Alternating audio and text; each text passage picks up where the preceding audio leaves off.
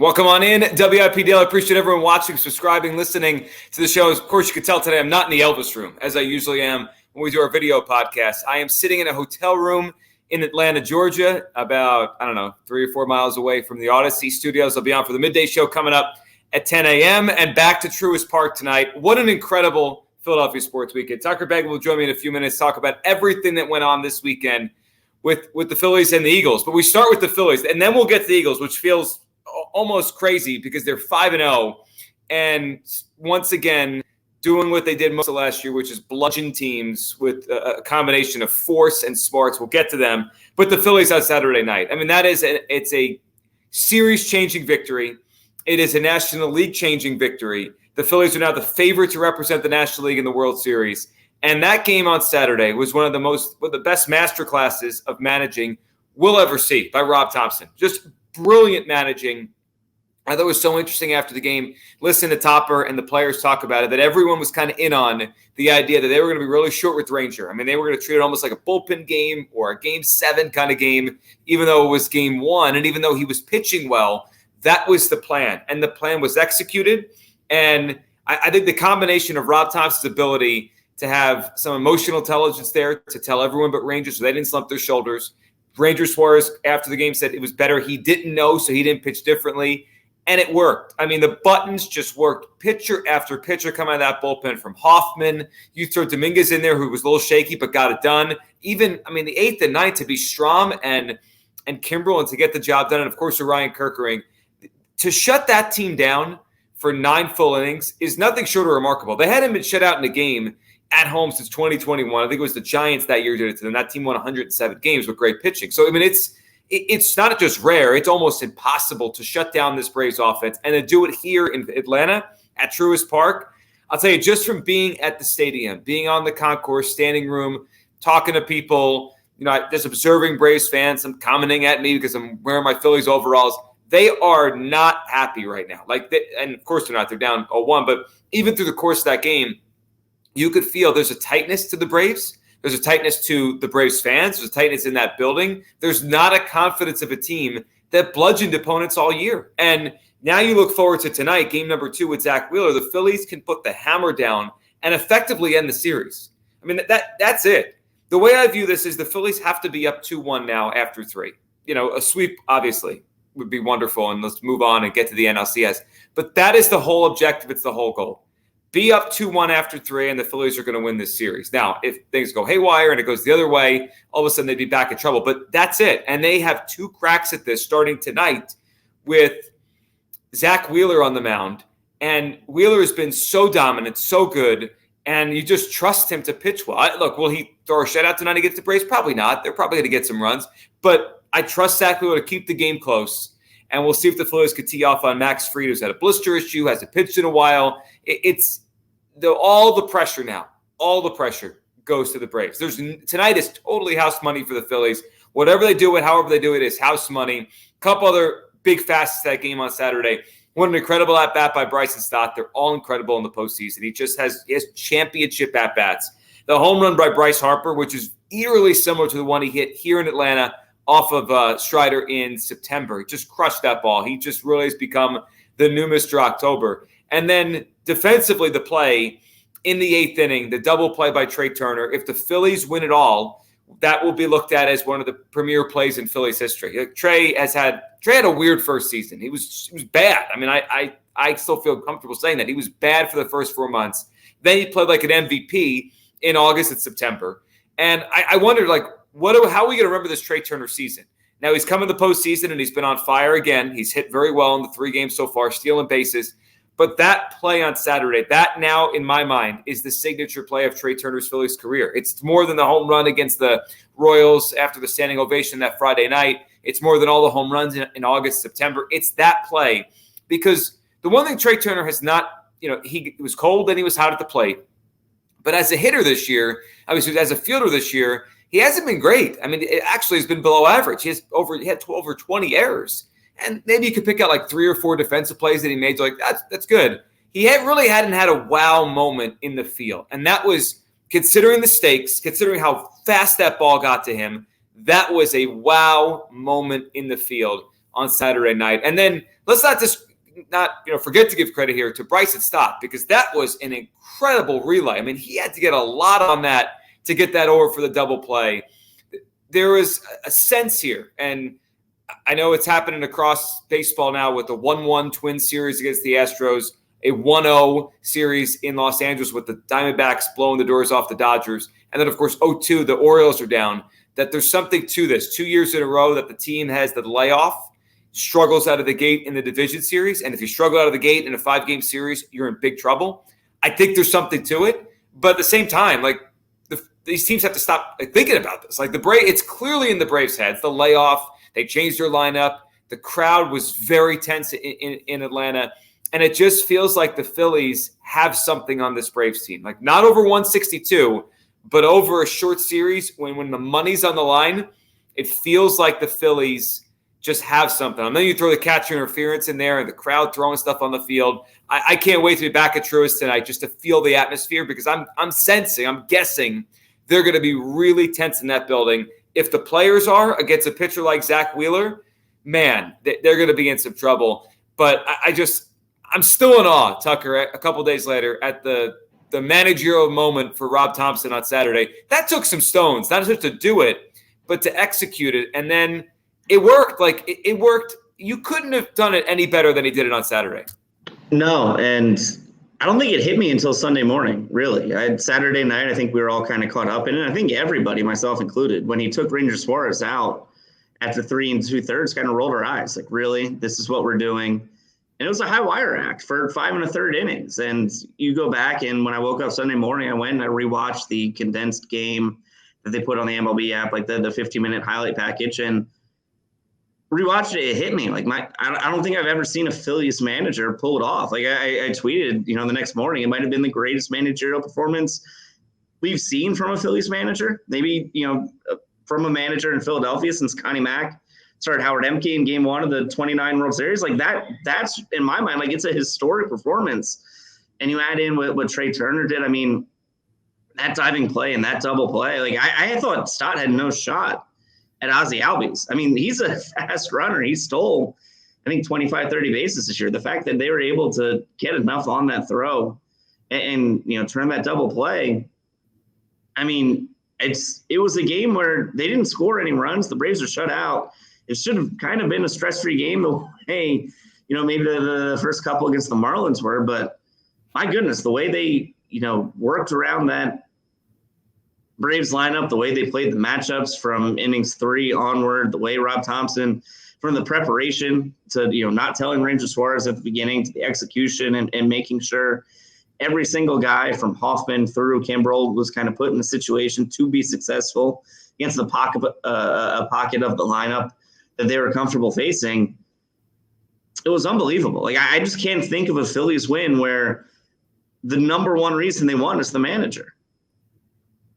I can't either. No, to watch it play out in real time, to watch Rob Thompson do it and the reaction of everyone there, because when it happened, it's like they're pulling Ranger now. How are they going to get through all these innings? I think we all had that skepticism, but then you watch it play out inning after inning after inning, and it worked. Rob Thompson's an awesome manager. He really is. And Saturday night, I felt like was a sea change in this team can win the World Series too.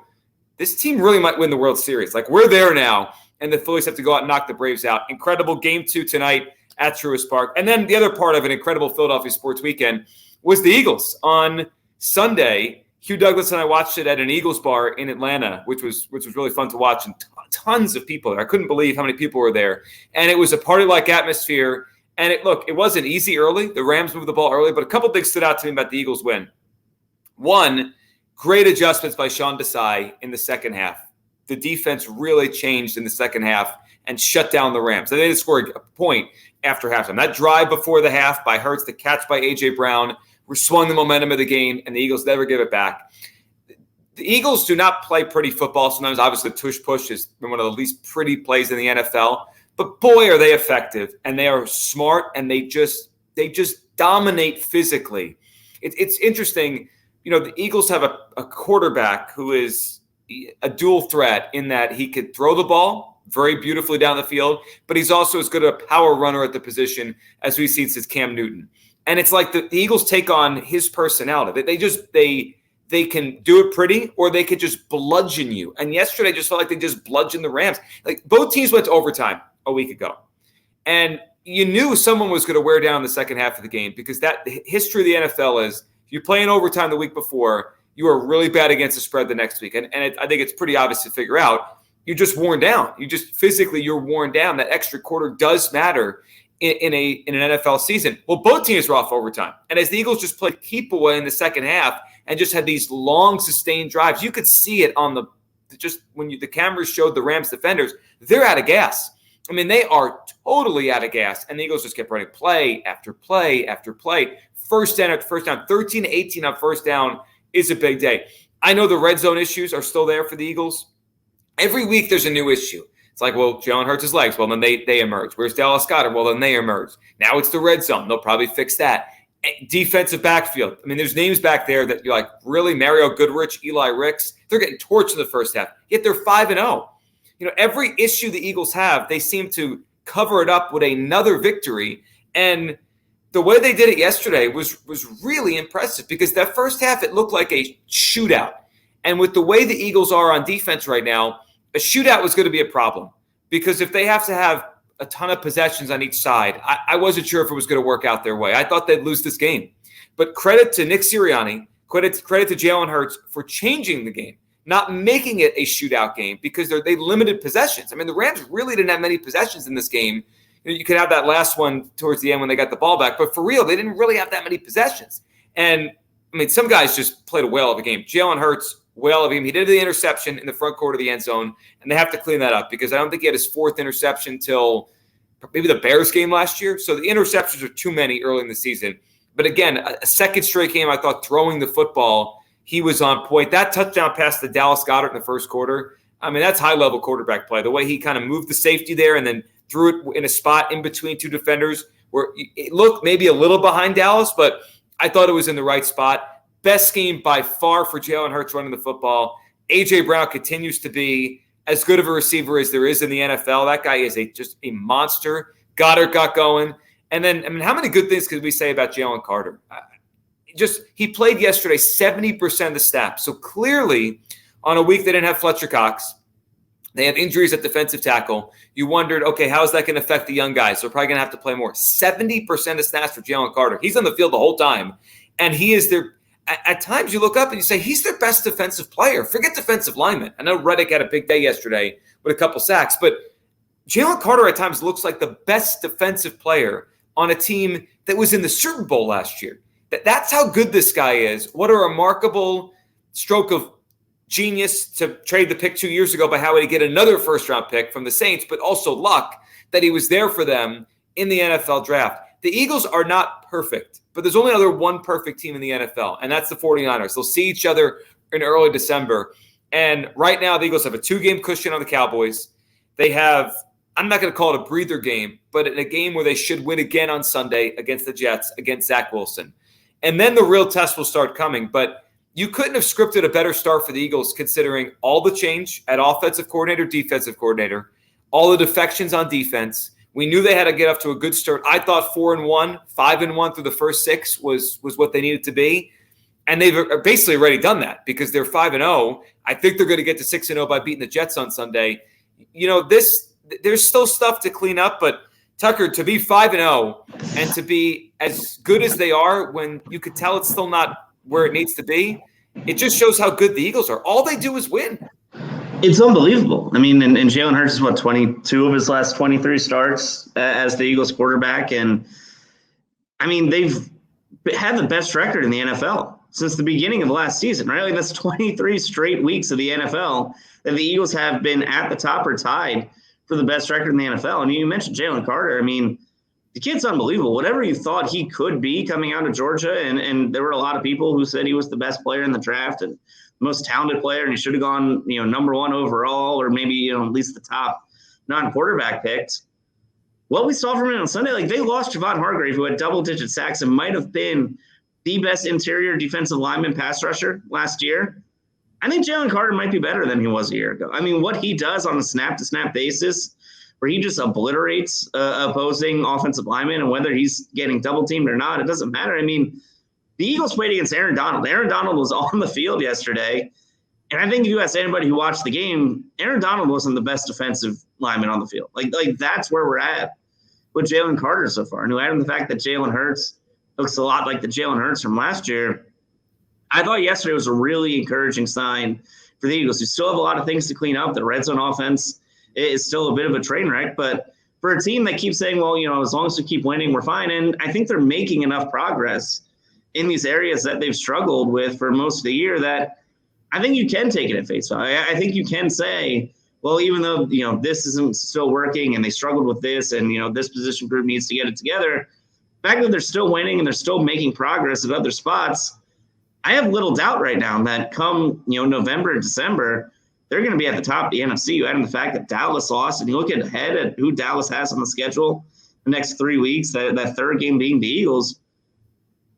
I don't want to get ahead of ourselves, but the Eagles could have the division wrapped up by Thanksgiving at this point if things continue to trend downward for the Cowboys, given the schedule they have.